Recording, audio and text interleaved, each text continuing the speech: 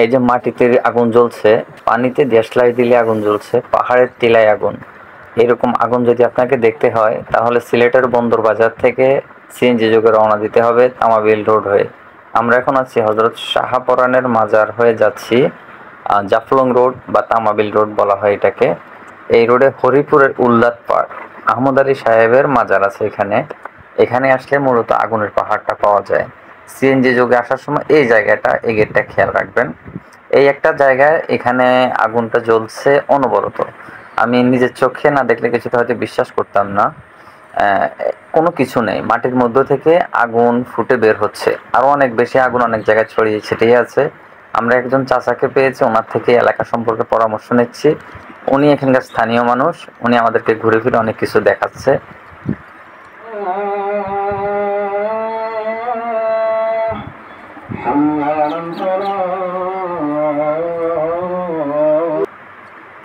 আহমদ আলী সাহেবের মাজারের এখানে আসরের নামাজ পড়ে আমরা পরবর্তী যাত্রায় রওনা দিয়েছি।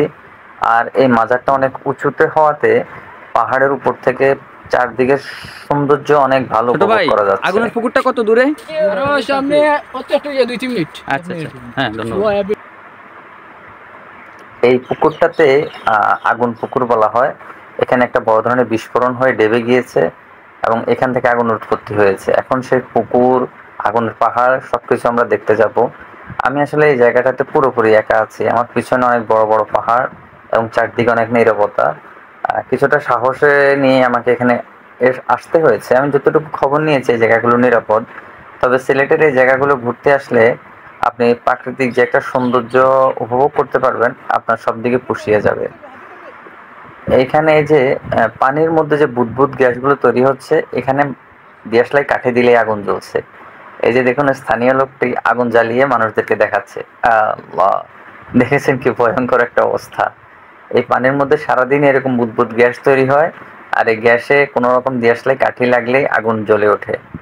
সামনে আমি আপনাদেরকে আরো ভয়ঙ্কর কিছু দেখাবো, পুরো ভিডিওতে আমার সাথে থাকুন। আমি এখন এই ভাইয়ের সাথে কথা বলবো। পুকুরটা কতদিন আগে থেকে তৈরি হয়েছে বলে আপনারা জানেন? 1952 সাল থেকে একটা যখন ব্রিটিশ ছিল উত্তোলন করতে, হ্যাঁ, তখন এখানে ওই একটা মাজার আছে, ওই মাজারের অলি যখন জীবিত ছিল উনি মানা করছিল আর কি এরিয়ার ভিতরে গ্যাস চুলা না লেগে। আচ্ছা, পুরো এরা টেকার গরম দেখাইয়া বা অনেক কিছু শক্তিশালী দেখাইয়া স্টার্ট করছে। আচ্ছা, উনি 1 সপ্তাহ টাইম দিয়েছে বলে 1 সপ্তাহের ভিতরে যদি তোরা না যাস তাহলে পুরো গ্যাস পিলটা ব্লাস্ট হয়ে যাবে। আচ্ছা, উনি একটা হারিকেল জ্বালাইয়া রাখছে আর ওই হারিকেল থেকে আগুন লেগে পুরো গ্যাস পিলটা ব্লাস্ট হয়ে গেছে। তখন থেকেই এই আপনারা ওইদিকে একটা মাজার দেখতে পাচ্ছেন, আহমদ শাহের মাজার, মৌলানা আহমদ আলী শাহ মাজার, তখন জীবিত ছিল। আচ্ছা, তাহলে তো এটা ব্রিটিশ পিরিয়ডের সময়ের ঘটনা। এবং ওই তখন যেটা আপনার ধসে পড়ছে ওই টাইমে কি আপনার কোনো মানুষজন মারা গেছে বা এই ধরনের? তখন ব্রিটিশ ছিল, এরা কিছু মানুষ মারা গেছে। আর এমনি আশেপাশে ক্ষয়ক্ষতি হয়েছে কিরকম? নেপাল করছে, গাছপালা এগুলি করছে আর কি। এগুলো করছে মানে কত দূর পর্যন্ত এটার রেঞ্জ ছিল? পুরা গ্রামটা এখানকার আগুন আর কি, গোলাপগঞ্জ বা হবিগঞ্জ বিভিন্ন বিভিন্ন জায়গা থেকে এই আগুনটা দেখা যায়। আচ্ছা আচ্ছা, অনেক বিশাল বড় আগুন। এবং ওই ওই ব্রিটিশ পিরিয়ডে যে একটা আপনার বিস্ফোরণ হয়েছে, এরপরে কি আজ পর্যন্ত আর কোনো বিস্ফোরণ হয়েছে? না না, এরপরে গ্যাস তুলার লাগে অনেক ট্রাই করছে সব দেশ, কিন্তু এটা দ্বীপ যে তোলাটা কই আছে এটা এখন পর্যন্ত কেউ বলতে পারে। কিন্তু আপনি প্রতিনিয়ত এখান থেকে গ্যাসের বুদবুদ উঠতেছে, কিন্তু গ্যাসটা কোনো কাজে লাগানো যাইতেছে না। আবার এই হরিপুর গ্রামের ভিতর 9টা কূপ আছে, 9টা থেকে 2টা নষ্ট, 7টা থেকে উঠে গেছে। আচ্ছা, আর এটা হলো 1 নম্বর, আর এই জলাপাড় হলো 4 নম্বর। 4 নম্বর। ধন্যবাদ। এই আগুন পুকুরকে কেন্দ্র করে এখানে মোটামুটি একটা পর্যটন কেন্দ্র তৈরি হয়ে গিয়েছে, প্রচুর পর্যটক এখানে আসে। এই যে দেখুন, এখানে একটা ভয়াবহ অবস্থা। এই মাটির ভিতর থেকে অনবরত সবসময় আগুন জ্বলতেছে। যদি কেউ বালু ছিটিয়ে দেয় তাহলে এখানে আগুন আরও বেড়ে যায় এবং এই জায়গায় আগুনের খুব উত্তাপ আছে। যারা কাছাকাছি আছে আগুনের হিট পাচ্ছে। জি কাকা, এখানে এই আপনার এই যে দিন রাত 24 ঘন্টা এভাবে আগুন, পাহাড়ে আগুনগুলো জ্বলতেছে, এটা কবে থেকে এটা ইয়া হয়েছে? এটা অনেক দিন থেকে, মানে এটা ব্রিটিশের আমল থেকেই চলে। এটা টিলে বসিতে সবসময় আগুন জ্বলে। মাজার আছে এখানে, এই মাজারে যাওয়ার করতে মানুষ 24 ঘন্টা আসে, রাত দিন লোক পাবেন আপনি।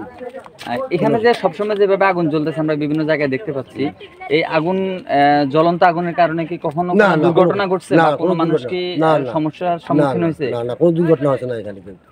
আর আমি সবসময় প্রতিদিন এখানে মানুষের সমাগম আছে, সবসময় মানুষ সমাগম আছে।